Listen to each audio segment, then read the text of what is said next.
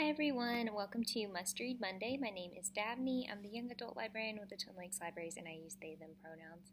For today's program, I'm going to be talking about foodie books or books that have a lot to do with food because the holidays are upon us and this is the time of year when people are busting out their favorite recipes, they're looking up new recipes to try.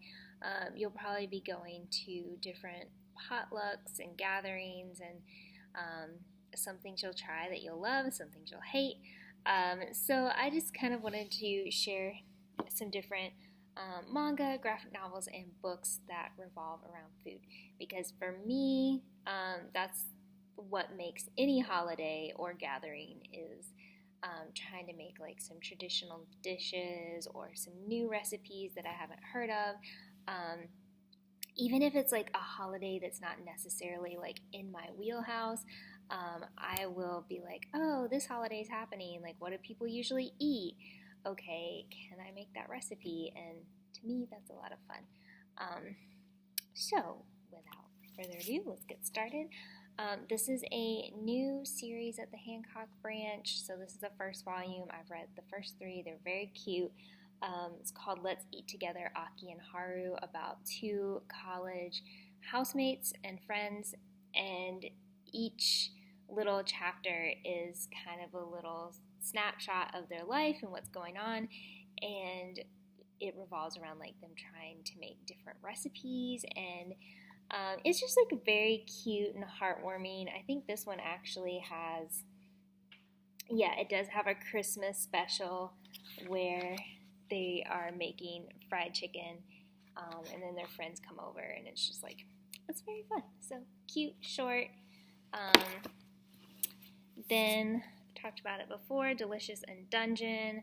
A bunch of adventurers who are in the dungeon, and they are eating monsters because their food supplies have run out, their funds have run out, and they meet up with this really awesome dwarf, Senshi, who is like, oh yeah, I live in the dungeon like full time and let me teach you my ways of eating monsters. So it's very fun. And like I finally finished the series. There's 14 volumes and I loved it. Like, I thought it was great.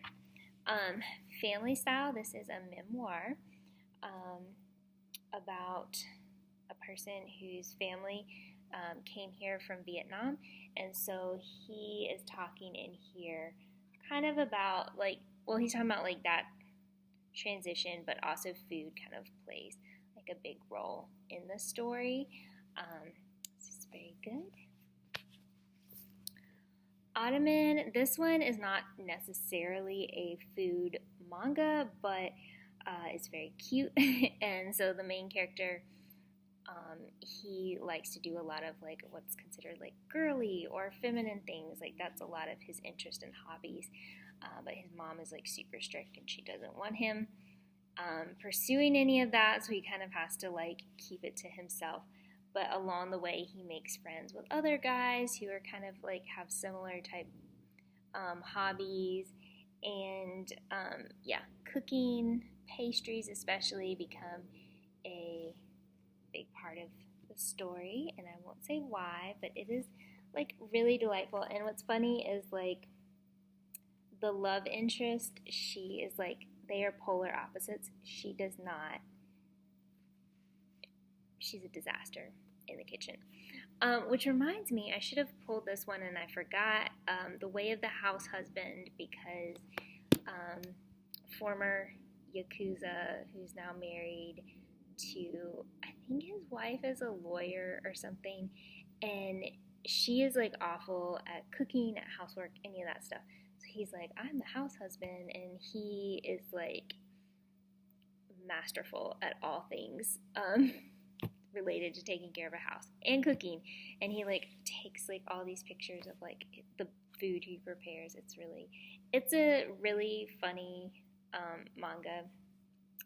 And they actually came out with a kind of like nonfiction book about like using these life hacks and recipes that he talks about in the manga. in your life. So that was cool. Our dining table, two guys who meet up, and this one dude's little brother who really wants like his family to cook and share meals, but they're not really great at it. And the other guy, meanwhile, he's great at it, but he has a lot of social anxiety about eating around other people. So it's like they team up to like make and share meals together. It's really cute. Witch Hat Atelier, which I still don't think I don't pronounce right, but I'll figure it out someday. This one is the kitchen manga, so it's like a side with the main series. And I love it. It's like they're just making recipes and taking care of the apprentices, and it's like, even though the rest, like the ingredients are for fantasy, like foods that don't exist here, they have like in the recipes in the back, like a little footnote where it's like, you can substitute this and this, and it's like, you know, potatoes or whatever. So yeah, for example, blaze bean soup, they'll have the ingredients and everything. So definitely heartwarming, cute. Crumbs, this one takes place kind of around, it says, in a very special town, there's an even more unusual bakery with a selection of baked treats handcrafted to help your dreams come true. For Ray, a quiet young woman with special powers of her own, the order is always the same, a hot tea with a delicious side of romance. Okay, it's coming back to me. It's been a while since I've read this one, but it's definitely a sweet story, kind of with that bakery backdrop. Chef's Kiss, all about learning how to be a chef, and there's a pig, and it's just a lot of humor, a lot of fun. Here's like some of the people who work at the kitchen, kind of with some romance on the side. So yeah, it is very good. Bloom, this is kind of like what I recommend to people if they like Heartstopper, set in a bakery, and one of the guys, his like parents own the bakery, the other guys like started working here. They fall for each other, but things happen that are not great in the involving the bakery. So yes, but definitely check it out because it's so good, and I absolutely love how the whole book has this like color scheme going on. The rest of these, I'm just going to kind of show you because I don't have time to talk about all of them, but we have Salt and Sugar, and this one is, I don't know, yeah, never mind, I'm just going to go fast. A Pho Love Story, and that one, yeah, this one's Hancock Branch, sorry. Okay, with the Fire on High, I really, really love this one.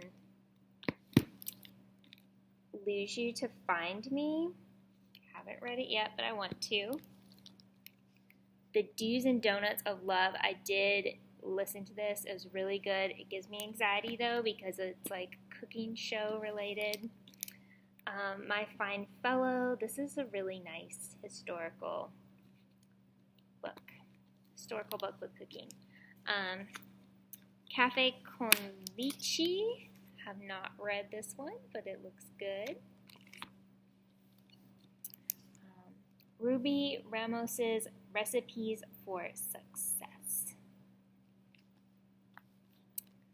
Melt With You, Food Truck Time, and then The Heartbreak Bakery. And I know I've talked about some of these in previous videos, but yeah, those are some fun, generally like upbeat, slice of life, some romance, some not, books for you revolving around food. Have a good one. See you next time.